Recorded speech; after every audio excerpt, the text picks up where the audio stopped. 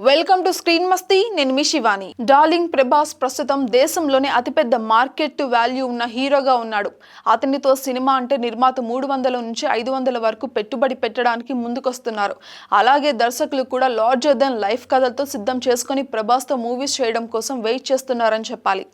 ఆయన కూడా ప్రభాస్ డేట్స్ దొరకని పరిస్థితి. ప్రొడ్యూసర్స్ కూడా ప్రభాస్తో పాన్ ఇండియా లేదంటే పాన్ వరల్డ్ లెవెల్లో సినిమాలు చేయాలని అనుకుంటున్నారు. అయితే ప్రభాస్కి ఈ ఇమేజ్ ఇప్పటికిప్పుడు వచ్చింది కాదని మాత్రం తెలుసు.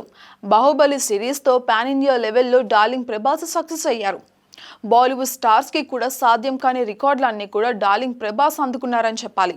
ఇక ఓవర్సీస్ మార్కెట్లో తిరుగులేని రారాజుగా ఉన్నారు. బాహుబలి 2 తర్వాత ప్రభాస్ నుంచి వచ్చిన సాహో మూవీ కమర్షియల్ ఫ్లాప్ అయింది. ఇక దీంతో కేవలం వన్ మ్యాన్ వర్డ్ గానే విమర్శలు గట్టిగా వచ్చాయి.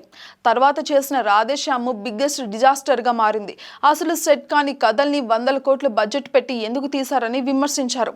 ఇక అదే సమయంలో ప్రభాస్ లుక్ మీద కూడా కామెంట్స్ గట్టిగా వచ్చాయి. ఇక హిందీలో చేసిన ఆదిపురుష్ మూవీ అయితే ప్రభాస్ ఇమేజ్ ని డ్యామేజ్ చేసిందని చెప్పాలి. రాముడి క్యారెక్టర్ లో ప్రభాస్ అస్సలు బాగోలేదని సినీ విమర్శకులు సైతం కామెంట్స్ అయితే చేశారు. అతని లుక్, ఆహార్యం అన్నిటిని మీద కామెంట్స్ చేయడమే కాకుండా బాలీవుడ్లో ఒక వర్గం మీమ్స్ క్రియేట్ చేసి ప్రభాస్ని అవమానించారనే చెప్పాలి. అయితే సోషల్ మీడియాలో తనపైన ఎలాంటి విమర్శలు వచ్చినా ఏ రోజు కూడా డార్లింగ్ వాటిని వ్యతిరేకరించలేదు. కేవలం సక్సెస్తోనే ఇచ్చి పడేశాడు అని చెప్పవచ్చు. 2023 ఆఖర్లో సలార్ సినిమాతో సూపర్ సక్సెస్ అందుకొని మాస్ కటౌట్ అంటే ఇలా ఉండాలి అనిపించుకున్నాడు. ఇక ఆ సినిమాలో పవర్ఫుల్ దేవ పాత్రలో ఒక డైనోసార్ని ఆడియన్స్ చూశారు. ఇక కల్కి 2898 ఏడి మూవీతో మరో బ్లాక్ బస్టర్ హిట్ ని ఖాతాలో వేసుకున్నారు. ఈ సినిమాతో 1000 కోట్ల కలెక్షన్స్ అందుకున్నారు.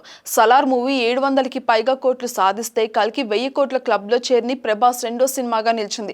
ఈ సినిమాలో కర్ణుడి పాత్రలో ప్రభాస్ లుక్స్ అందరినీ అట్రాక్ట్ చేశాయి. బ్యాక్ టు బ్యాక్ 2 హిట్స్ ని అందుకొని డార్లింగ్ ప్రభాస్ సగర్వంగా తన స్టామినా ఏంటనేది అందరికీ కూడా సమాధానం చెప్పారు. విమర్శించిన వారి నోర్లు మూతపడేలాగా చేశారు. బ్యాక్ టు బ్యాక్ సినిమాలతో అతని లుక్స్, అవుట్ఫిట్ అన్ని కూడా మారిపోయాయని విమర్శించిన అందరికీ మరలా అదిరిపోయే కంబ్యాక్ తో ఆన్సర్ చెప్పాడు. ఇక నెక్స్ట్ డార్లింగ్ నుంచి రాబోయే సినిమాల్లో 2 సినిమాలు 1000 కోట్ల క్లబ్ లో చేరడం ఖాయం అయిపోయిందని ట్రేడ్ పండితులు కూడా అంటున్నారు. ఇప్పుడు ఇక స్పిరిట్ కూడా 1000కి పైగానే కలెక్ట్ చేస్తుంది అని ఇండియా నెంబర్ 1 హీరోగా ప్రభాస్ రేంజ్ ని ఏ ఒక్క హీరో కూడా అందుకోలేరని కూడా ప్రశంసిస్తున్నారు. For more updates subscribe to screen Masti.